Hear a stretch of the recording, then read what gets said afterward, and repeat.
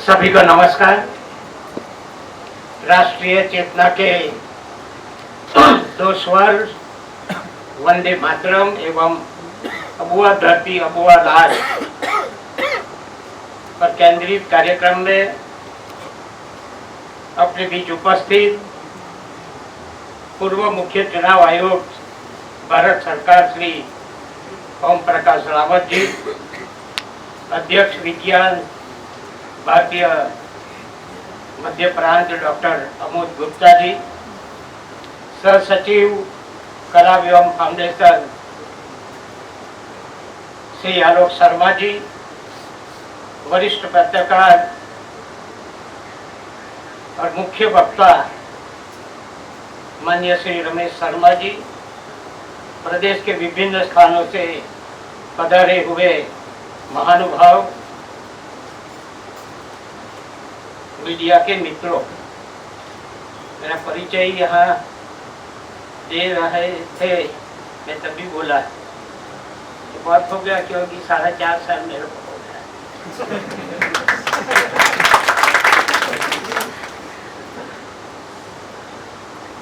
और मैं राष्ट्रीय विचारधारा के संस्कार में ऐसे ही पला पड़ा हूँ और ऐसे कार्यक्रम में आने का मन रहता है। आज दोनों वक्ता को हमने सुना, वो भाषण नहीं था, बौद्धिक था, सबको समझ में आ गया होगा। कई लोग ऐसे होंगे यहाँ, ऐसे वक्तव्य बहुत कम सुनने मिलता है, बहुत कम, और सुनने को मिलता है तो एकदम टच कर देता है। हम कैसे गुलामी में जिए, कैसे कैसे क्रांतिकारी एक एक से एक बढ़िया हो गए, तभी हम स्वतंत्र भारत के नागरिक बने।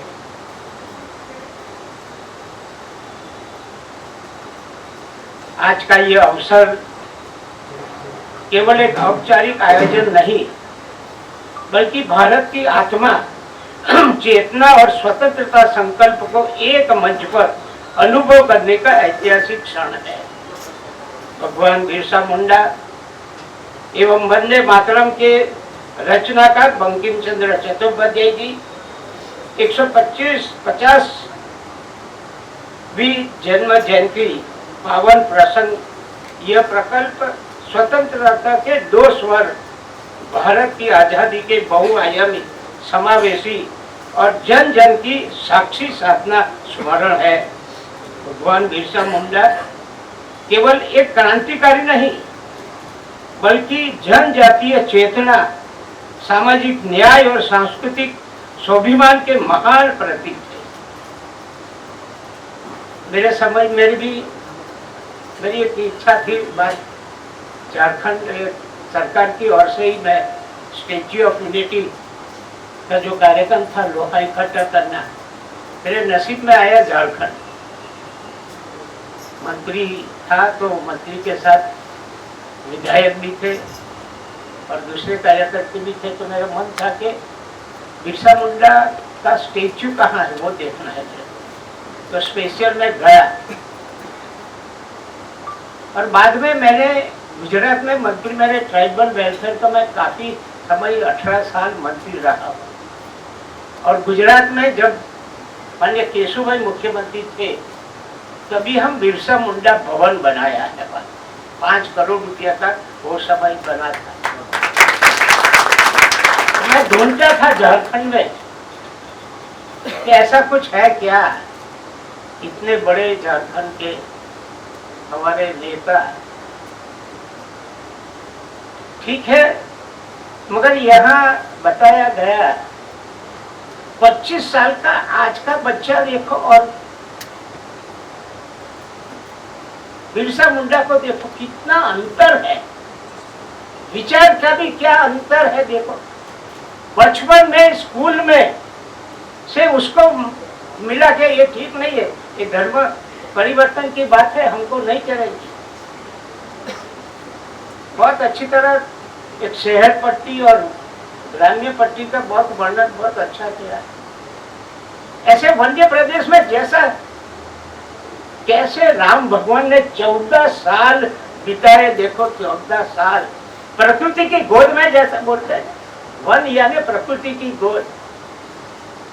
और आज देखो शहर में पर्यावरण की भी बात हुई, कितना प्रदूषण है वो भी हम जानते हैं।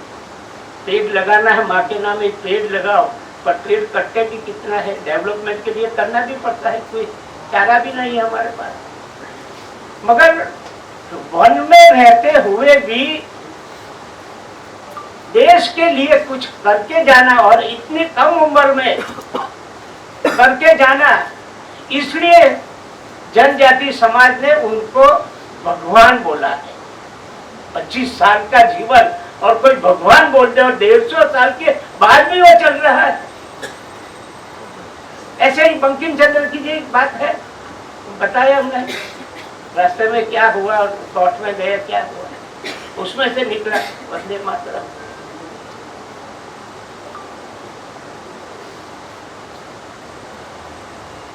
सामाजिक न्याय की बात, सामाजिक समरसता की बात आज बहुत होती है। मगर कभी कभी मैं कहता हूँ कि हम बस में जाते हैं, अगर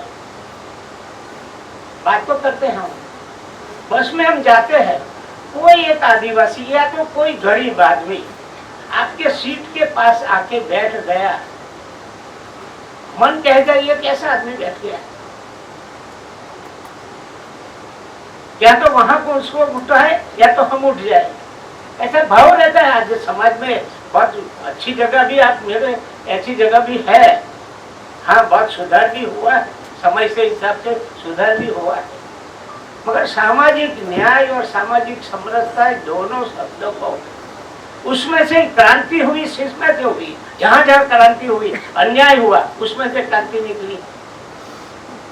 तो कैसा कभी अंग्रेजों के जमाने में कैसा अन्याय होता रहता, वहां से कितने क्रांतिकारी नेता, आज एक एक का जीवन हम जब पढ़ते हैं तो हम बहुत नसीबदार है कि ऐसे समय में हम जी रहे हैं। उनके देन के हिसाब से कभी कभी आर्मी वाला जो रहता है वहाँ बॉर्डर पे और लड़ता है और हम आराम से सोते हैं, कभी उनका जीवन और हमारा जीवन, उनकी कितनी बड़ी हमारे पर कृपा है कि उसकी वजह से हम जी रहे आज। ऐसे बिरसा मुंडा, उनका अबुआ दिशुम अबुआ राज, कितना अच्छा हमारा देश और हमारा राज होना चाहिए भाई। कैसे यह अंग्रेज राज करते हैं, एक छोटे से बच्चे आज वो तो समझ में आ गया। मैं समझता हूँ 5वीं कक्षा की बात, तो कितनी उम्र होगी, 12-15 साल की उम्र होगी, तभी उनके मन में आया कि देश हमारा है, राज हमारा होना चाहिए। आज बात अच्छी सुनने में बहुत आनंद आता है, मगर जहां से हम निकले बाद में से सारा दिमाग में से निकल जाता है। बहुत से ऐसा सुना, ये काम सुना, ये काम से निकल गया, जमाना ऐसा चल रहा है। कई बातें जो रमेश जी ने बताई, क्या क्या चल रहा है, कहाँ कहाँ क्या कैसे सबको मार पड़ता है, वो सब हम देखते हैं। एक दूसरी और वंदे मातरम भारतीय स्वतंत्रता का आंदोलन की वैचारिक और भावात्मक आत्मा बनकर उभरा। इस गीत ने राष्ट्रभक्ति, त्याग और बलिदान की भावना को जनमानस में प्रतिष्ठित किया और देशवासियों को मानसिक और नैतिक रूप से एकजुट किया। उनका भी 150 साल हुआ, उनके भी मन में आया वंदे मातरम। वंदे मातरम का अभी आपने प्राइम मिनिस्टर को सुना होगा, सारा गीत का जो उन्होंने विश्लेषण किया, आज तो किसी ने सुना, कोई बोला तो नहीं, मेरे को मेरी जो जिंदगी गई मैंने तो नहीं सुना भैया। कितने लोगों ने इसमें कई वक्ताओं को सुना होगा, ऐसा नहीं है, ऐसा नहीं है। मगर क्या है हमारी मातृभूमि, हमारी पुण्य भूमि क्या है, और उसके लिए 150 साल पहले बंकिम चंद्र जैसे एक ने रचना की, और आज भी हम 150 साल हुए, आज हम गौरव से उसको गाते हैं, तो हमको एक नया ऊर्जा उनमें से मिलती है। वंदे मातरम ने भारत माता की सजीव कल्पना के माध्यम से भारतवासियों में आत्म गौरव और सांस्कृतिक एकता का संचार कर आजादी के दीवारों को संघर्ष के कठिन क्षणों में अदम्य साहस और नैतिक बल प्रदान किया है। वास्तव में भगवान बिरसा मुंडा का जमीनी जन आधारित संघर्ष और वंदे मातरम का वैचारिक आध्यात्मिक स्वर दोनों में मिलकर भारत की स्वतंत्रता संग्राम को व्यापक जनाधार प्रदान किया है। रमेश जी ने बहुत अच्छी तरह समझाया है। मैं बंकिम चंद्र और बिरसा मुंडा कैसे उनका समन्वय था, कैसे उनका एक वाक्य में दोनों का जीवन चरित्र का जो प्रक्रिया हो कैसी हुई है। इन दोनों स्वरों ने स्वतंत्रता आंदोलन का स्पष्ट दिशा और आत्मिक शक्ति देने के साथ ही भारत की विविधता में निहित शक्ति और एकता को प्रमाणित किया है। शहरी और ग्रामीण शिक्षित और वंचित सभी वर्गों ने मिलकर स्वतंत्र राष्ट्र का स्वप्न साकार किया। आज विकसित भारत 2047 के लक्ष्य की ओर बढ़ते हुए दोनों प्रेरणाएं युवा के लिए विशेष रूप से प्रासंगिक है। 2047 की कई सालों से विवेकानंद जी 12वीं जनवरी को बहुत बड़ा युवाओं का सम्मेलन दिल्ली में हो रहा है। प्राइम मिनिस्टर हर एक बार में उसमें से उपस्थित रहते हैं। हमारे इस साल में भी हमारे मध्य प्रदेश की 75 जितने बच्चे यहाँ से दिल्ली के कार्यक्रम में गए थे, क्योंकि राजभवन में उनका हमने पहले स्वागत किया। 3000 बच्चे, जिसने शिक्षित भारत 2047 में हमारा देश कैसा होना चाहिए उसकी सोच अंदर पड़ी हुई है। ऐसे सिलेक्ट करके उन्होंने बुलाया कि 3000 बच्चे। आपने देखा होगा मगर अंदर जाकर क्या क्या बात हुई, युवान के मन में भी ऐसा पड़ा है। ऐसे युवान को ये बिरसा मुंडा बंकिम चंद्र की बात उनके जीवन में भी आए तो उनको ज्यादा मैं समझता हूँ प्रोत्साहन मिलेगा।